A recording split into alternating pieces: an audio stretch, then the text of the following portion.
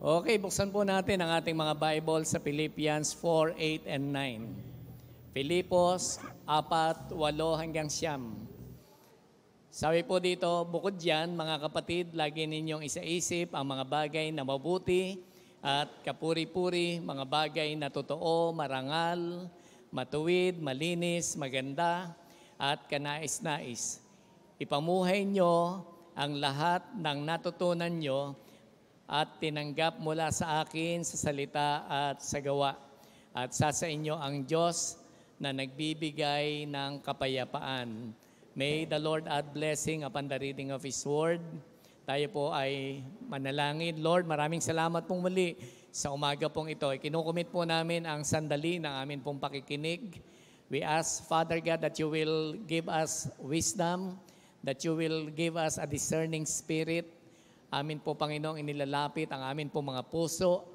Gawin niyo din po itong ready, gawin niyo pong handa, Panginoon, for the impartation of your word. Nais po namin, Panginoon, na ito po ay matanggap with excitement and with strong conviction. Salamat po, Panginoon. At anumang gawa ng kaaway, amin pong kinakancel, amin pong nire-rebuke in the name of Jesus. Yung pong mga salita, matatanim po ito, Panginoon, sa matabang lupa sa araw po na ito. Lord, kami po ay nagpe-pray, even yung mga nasa online. Gamitin niyo po yung pagkakataon para po ma-receive po nila ang inyo po mga salita at mag-benefit po kami, maging daan po ito para po sa amin pong paglago.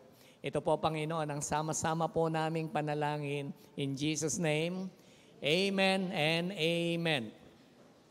So, ang topic po natin ngayon ay contentment in Christ. Pwede po ba nating sabihin contentment in Christ? Paano nga po ba natin tatagalugin ito? Ibig sabihin parang kahustuhan dahil sa ating pong Panginoong Hesukristo. You feel satisfied, you feel contented because of the Lord Jesus Christ. So yun po yung pinaka-theme ng chapter 4 na sulat po ni Paul dito po sa mga taga-Pilipos.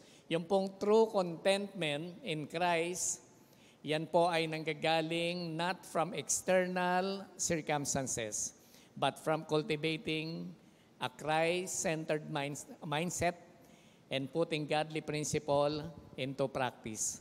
So yan po yung pinaka-main theme po ng atin pong pag-aaral. Ulitin ko po, true contentment in Christ comes not from external circumstances.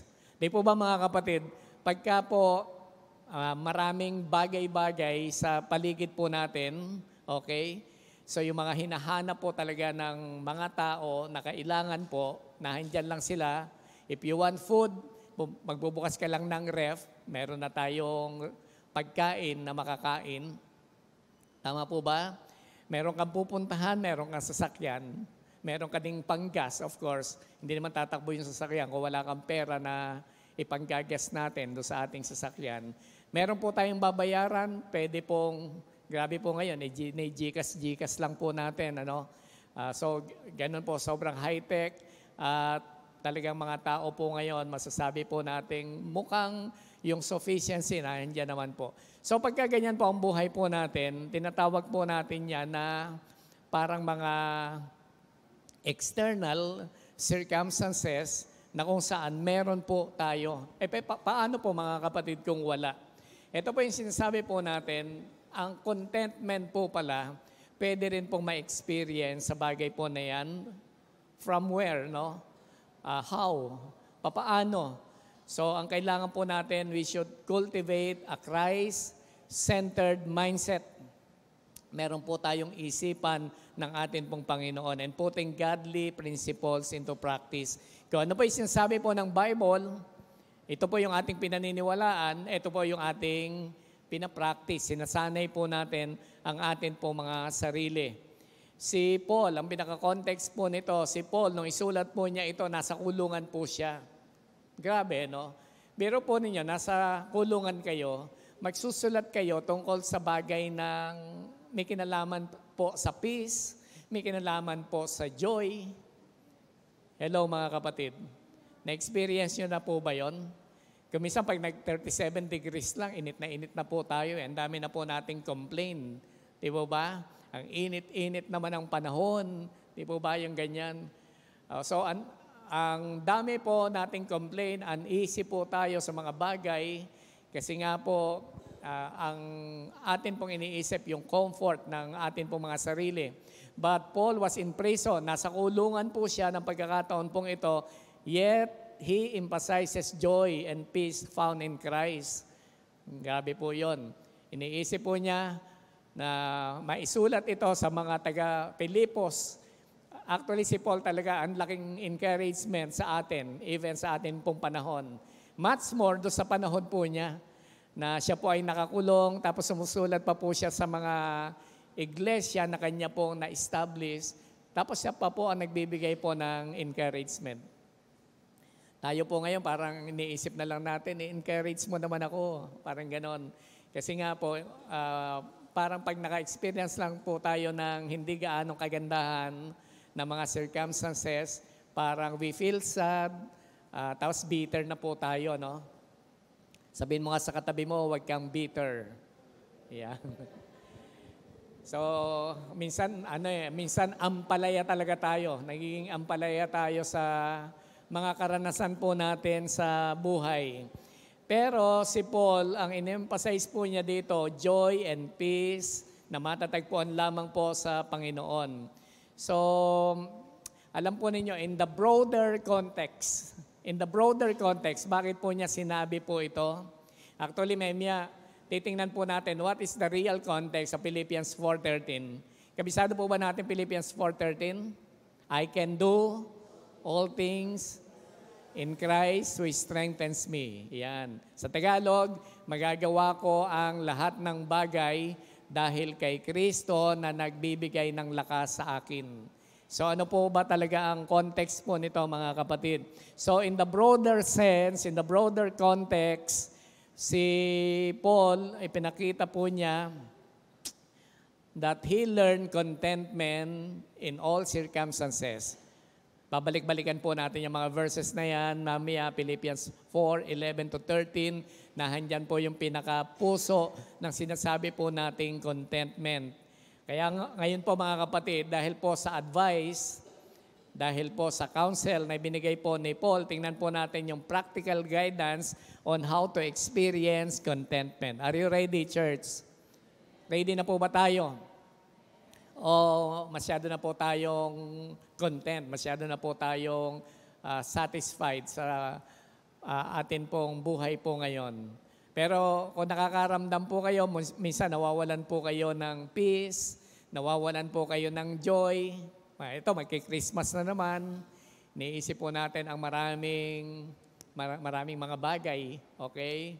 Kadalasan po dyan yung pagkakagastusan. Yung gusto mong magbigay ng regalo, tapos wala kang pambigay ng regalo. Wag niyo na po ako masyadong intindihin, no? Okay naman po sa akin kahit sa New Year nyo na ibigay. Okay? Para hindi po kayo ma-pressure. So, ito po mga kapatid, tingnan po natin, practical guidance on how to experience contentment. At number 1 po, shape our thoughts toward contentment. Shape our thoughts toward contentment. Kung gusto po ninyo na makontento sa buhay, mas naintindihan po siguro natin salita na lang na kontento or kahustuhan sa buhay, dapat yung isip po natin mismo, sineshape na po natin, okay? Yung isipan po mismo natin, yung mindset po natin, hinuhubog po natin. So, magkaroon po tayo ng further discussion about these things. Sabi po ng verse, finally, brothers and sisters, whatever is true, whatever is noble, whatever is right, whatever is pure, whatever is lovely, whatever is admirable, if anything is excellent or praiseworthy, think about such thing. Alam po ninyo sa psychology, ito po ang meaning ng contentment.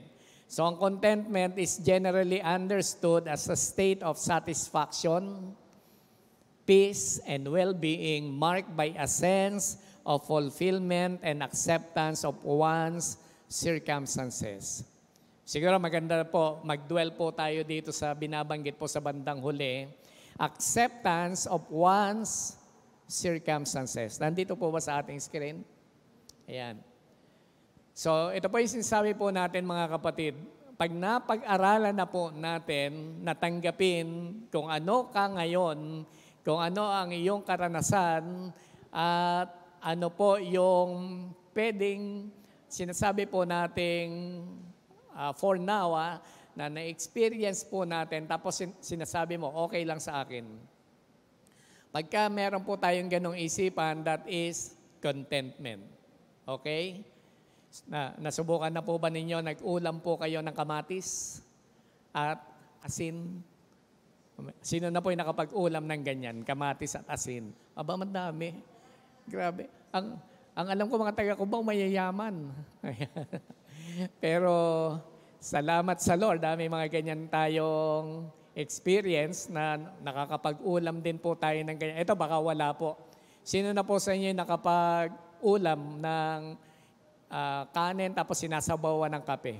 Taas nga po ang kamay. Aba, meron din. Parang mas marami pa. Tinalo yung nag-uulam ng kamatis. Of course, kalabisan na po siguro na sabihin po natin, minsan talaga nakakapag-ulam po tayo ng chicken. Okay? Tama po. Yung mga doggies nga natin, panayan chicken, tayo pa kaya. So parang kukonti yung chicken, ano? Ayan. Parang ayaw niyong aminin na panay fried chicken po natin. Pero sa totoo lang po mga kapatid, may iba't iba po tayong karanasan, pero parang sinasabi mo, it's okay. Okay lang, ganito talaga ang buhay. Pagka ganun po mga kapatid, ang ibig po sabihin yan, meron po tayong satisfaction, meron po tayong grateful heart, mahalaga po yan. Meron po tayong pasasalamat sa atin pong buhay. Amen po ba mga kapatid? Sabihin mo sa katabi mo, hindi naman laging ganyan ang buhay. Alam po ninyo, pagka meron po kayong kakaibang experience, di po ba? Merong hindi masarap na ulam, sabihin mo na lang, hindi naman ganito lagi ang buhay. Araw-araw po ba bumabagyo? Hindi naman, di po ba? Kung minsan pwedeng nagkakasunod-sunod yung bagyo, pero alangan namang kinarir ng bagyo, buong 365 days bumagyo na lang. O, yan po, nakakatakot po yan. At sobrang pinsala po yan sa atin. Pero pwede mong sabihin, salamat God kasi hindi laging ganito. So we become grateful to God. So ang sabi po sa psychology, contentment is generally understood as a state. Isa po palang kalagayan yan, mga kapatid. Isang kalagayan na tayo po ay maging kontento sa buhay. Pag sinabi po natin kalagayan, ibig sabihin, dinadala mo dun yung sarili mo. Kalagayan nga po kasi, isang baitang po yan. In other words, pwede pala ang mga tao pwedeng discontent, walang satisfaction. Pero pag sinabi natin a state, dinadala mo ang iyong sarili sa kalagayan na tayo po ay nasisiyahan, nakokontento. And alam po ninyo mga kapatid, pag sinabi natin dinadala mo, intentional po yon. It is a state, it is intentional, and it is a choice. Pinili po natin na tayo po ay makontento. Amen po ba mga kapatid? So in biblical naman, sabi natin, this is about psychology. In biblical, contentment begins with what we choose to dwell on. Yan. Ang contentment, nag-start po yan, nagsisimula sa mga bagay na pinili po natin. Our thoughts shape our reality and our ability to rest in Christ. So, what is real?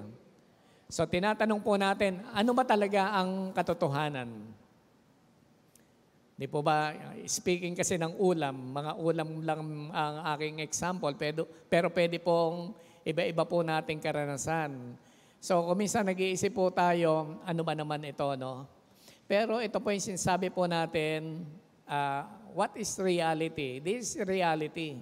Kung hindi masarap ang ulam, hindi mo naman sinasabing ang sarap ng ulam ko. Pagka mainit ang panahon at wala kang aircon, hindi mo naman sinasabing sobrang lamig, tas magja-jacket ka. Ibig sabihin, hindi mo nire-reverse ang katotohanan. That is reality. Pero itong reality po na ito mga kapatid, isineshape po natin ang ating isip para piliin na tanggapin po ito. And our ability to rest in Christ. Ibig sabihin, ipinagkakatiwala natin sa Lord yung atin pong mga karanasan. Yung nararanasan po natin at this very moment, pwede po nating ipagkatiwala sa Panginoon and you have a peace na kailangan po ng atin pong spiritual na buhay. Ito po mga kapatid, sabi po sa Philippians 4:13, I can do all things. I can do all this through Him who gives me strength. I can do all these things. Ano po ang sabi po ni Paul? Ang lahat ng bagay ay magagawa ko dahil sa lakas na kaloob sa akin ni Kristo. Alam po ninyo, itong verse na to, kadalasan ginagamit po natin in the wrong context. Halimbawa po, may napakabigat na task, yung sobrang bigat kang gagawin, ano po ang sinasabi natin? I can do all things through Christ who gives me strength. Yung mag-e-exam ka, tapos biglang ang hirap-hirap ng exam, magbo-board ka, bigla po nating i-quote, I can do all things through Christ who gives me strength. Alam po ninyo, wrong context po yan. Na siguro pwede rin natin gamitin in different context. Kiniklaim po natin itong verse na to, but this is not the real context. That's not the real context of Philippians 4:13. Meron po kasing binanggit si Paul doon po sa verse 11 and 12. Marami po siyang karanasan, iba-ibang karanasan, samot-saring karanasan, may maganda, may pangit, merong hindi talaga maganda. May mga pagkakataon na parang nalalagay sa risk yung kanyang buhay. Pero after that, binanggit po niya, I can do all things through Christ who gives me strength. So ang context pala nito, ibig sabihin ni Paul, anumang karanasan ay kayang i-overcome, kayang makatawid. Okay? Na itatawid din natin. Sabihin mo sa katabi mo, itawid mo, bebe. Ano man ang karanasan mo, pwede ka naman talagang makatawid. Itinatawid lang po yan. So pag nakatawid po yan yung sinasabi natin, kaya to, I can do all things through Christ who gives me strength.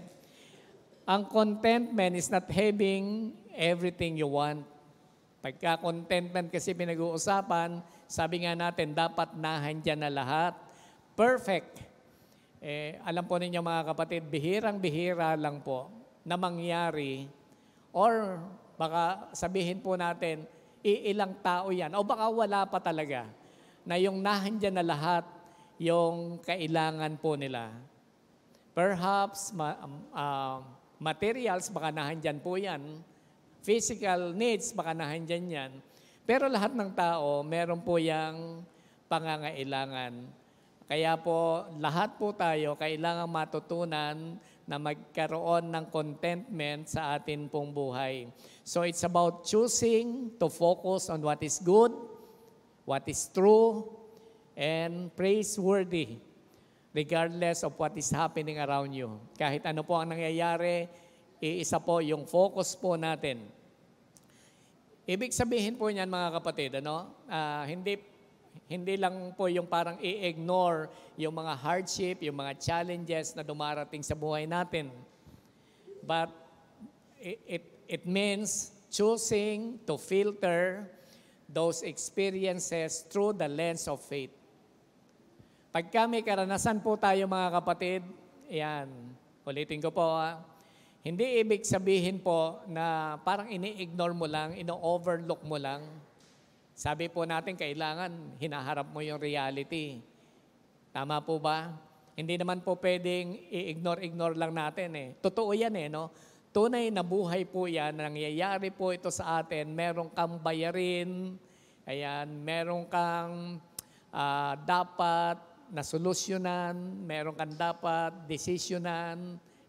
Tapos may shortage po tayo. Ano po yan? Mga challenges sa buhay. Dumarating po yan. Realidad po yan mga kapatid. Pero ang sinasabi po natin, it is choosing to filter those experiences through the lens of faith. We filter those experiences in the lens of faith. Yung po bang pag dumating na to, sinasala mo siya sa pananampalataya na meron ka. You figure out things sa biblical na pamamaraan. Bakit dumarating ang dumating sa akin ngayon? So magsisimula po na mag-operate yung faith natin, nasasala po ito, na-filter, and then pag na-filter, siyempre yung lalabas po dito, dapat po gratefulness to God. Pasasalamat po sa ating Panginoon. Kasi ito po, hindi natin alam ang isipan ni Lord eh. Bakit natin na-experience ang isang bagay?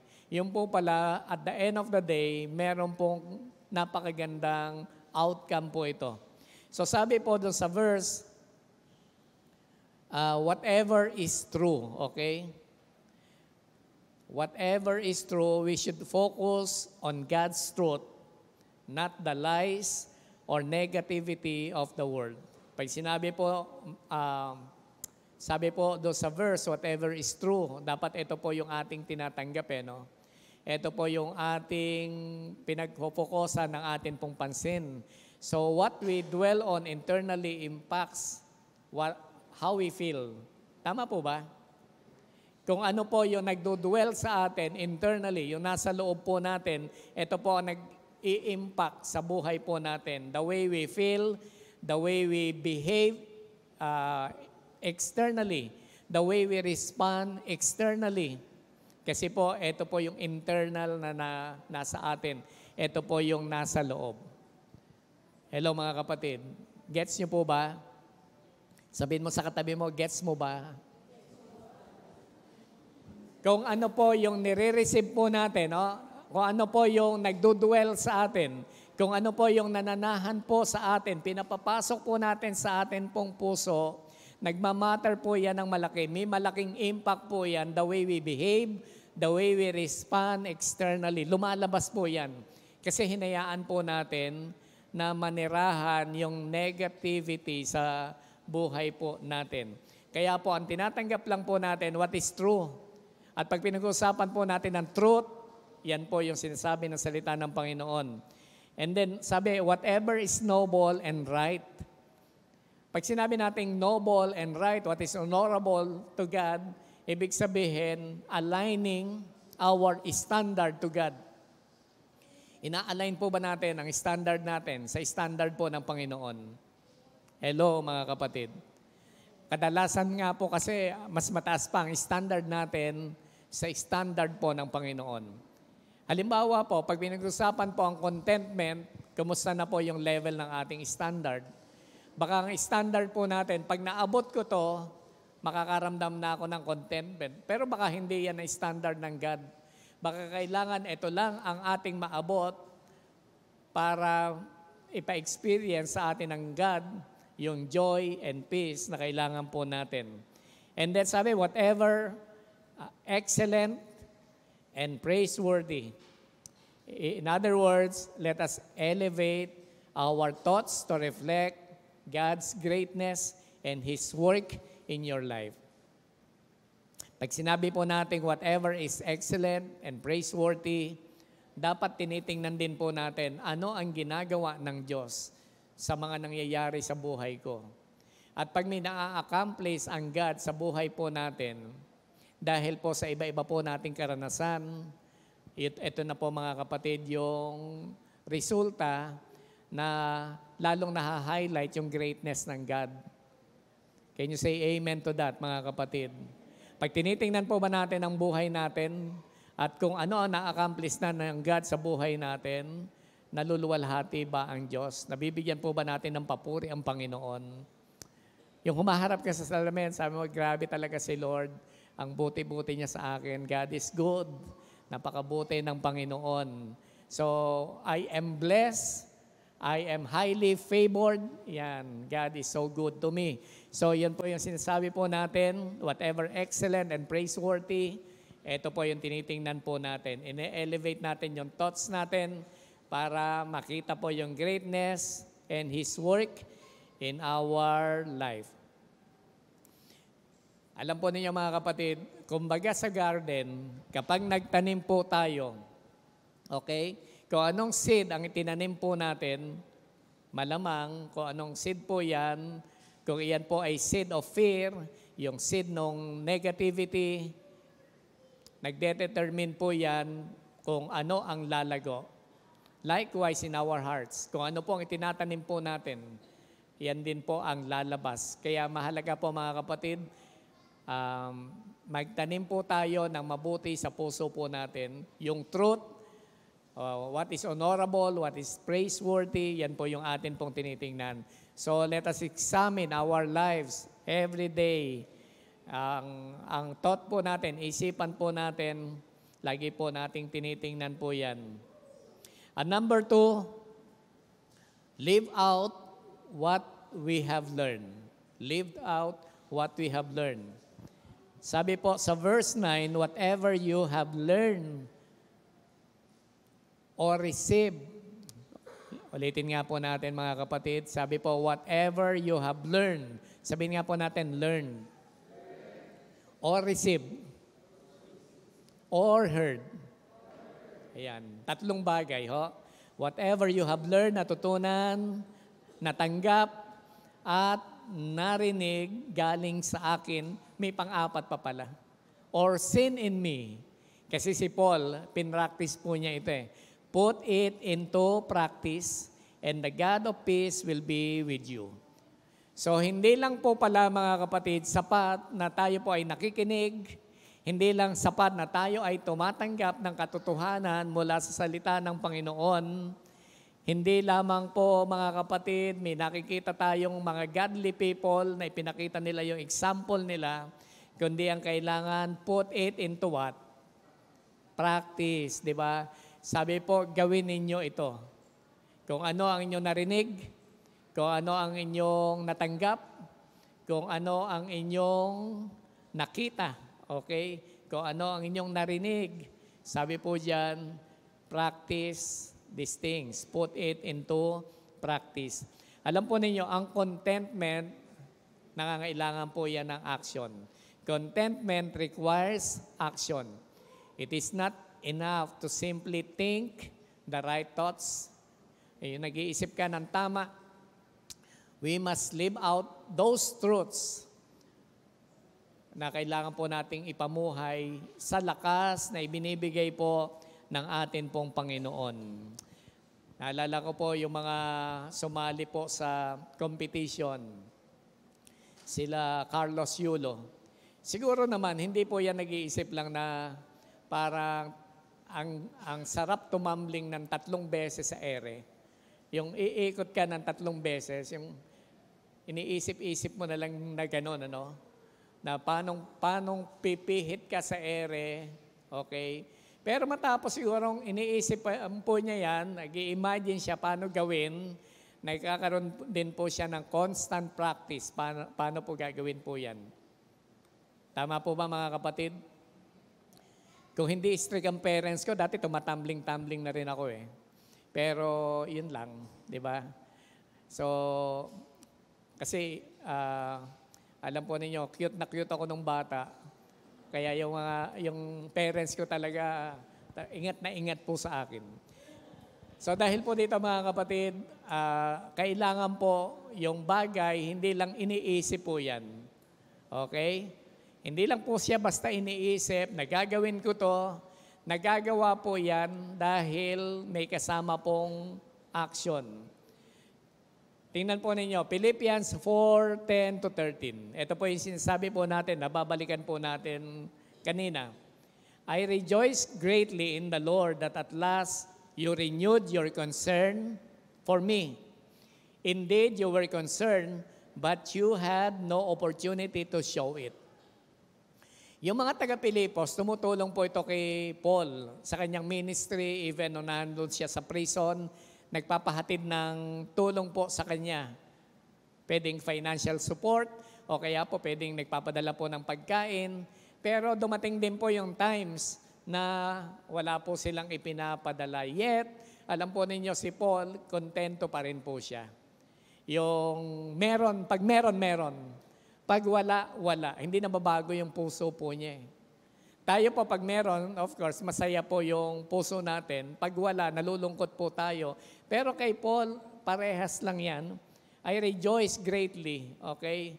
May rejoicing din po nung wala, pero nung dumating, sabi niya, I rejoice greatly in the Lord that at last, you renewed your concern for me. Kasi hindi naman po nawawala yung concern ng mga taga-Pilipos. Indeed, you were concerned, but you had no opportunity to show it. I'm not saying this because I am in need. Sinasabi ko ito dahil hindi dahil nangangailangan ako. Hindi nga ba kailangan ni Paul? Meron pong secret si Paul. Sabi niya, kaya hindi siya nangangailangan, for I have learned to be content whatever the circumstances. I know what it is to be in need and I know what it is to have plenty. That's the secret. Yan po ang sekreto, mga kapatid. Ang sekreto pala, para hindi mo maramdaman na lagi kang nangangailangan, yung nasa pangangailangan ka at nasa, parang sinasabi po natin, may abundance of things, parang parehas lang ang pakiramdam mo. Iyan po mga kapatid, nakakaramdam ka, nadidevelop na po sa atin yung pong contentment. Parang hindi, sabihin po natin, hindi nadidictate noong circumstances kung ano po yung ating kalagayan. For I have learned to be content whatever the circumstances. I have learned the secret of being content in any and every situation. Whether well-fed or hungry, tama po pala yung example natin kanina ng pinag-uusapan po natin ay pagkain. Okay? Kasi sabi ni Paul, kahit anong sitwasyon, whether well-fed or hungry, kahit napakanin niyo ako ng busog, kahit naman gutom ako, kontento pa rin ako. Okay? Whether living in plenty or in want, kahit nahandyan lahat, sagana or nangangailangan. Yan na po yung kaduktong ng verse 13, because I can do all things through Christ who gives me strength. At si Paul, ini-encourage po niya ang mga believers to follow his example. Pag sinunod po natin yung example ni Paul, we can live in integrity. We can live in faith. And we can live with reliance to Christ. Yung pong pagtitiwala na ibibigay po talaga natin sa Panginoon. At dito po mga kapatid, in this verse or in these verses, binabanggit po ni Paul, ina-underscore ni Paul yung pong importance of practice. Okay? Dapat pa pinapractice po ito. Yung contentment, nag-grow po yan when we constantly apply godly principle in all circumstances, especially when things are difficult. Dapat po, lalo po natin siyang naia-apply kapag difficult, kapag mahirap ang sitwasyon. Alam po ba natin yan mga kapatid? Pag madali, parang madali eh. In other words, wala kang effort. Pero natetest ang ating pong faith kapag mahirap po ang sitwasyon. Kaya po, sa mga panahon na very difficult ang situation po natin, diyan po talaga dapat i-practice yung atin po mga natututunan. Amen po ba mga kapatid? Ang number 3 natin, experience the peace of God. So para ma-develop po sa atin, ito pong katangian po na to, na tayo po ay nakukontento, experience the peace of God. And the God of peace will be with you.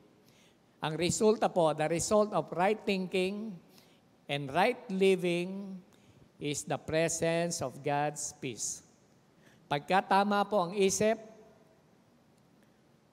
tama po ang pamumuhay, diyan na po natin na-experience ang kapayapaan ng Panginoon. So this peace brings contentment that is not dependent on external circumstances. Kaya po mga kapatid, let go of control. Sabihin mo nga sa katabi mo, let go of control. Alam po ba ninyo, mga kapatid, yan, gusto ko na rin pong kausapin yung mga nasa online.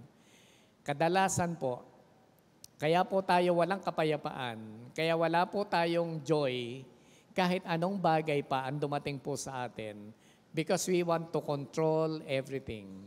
We want to control circumstances. Tama po ba, mga kapatid?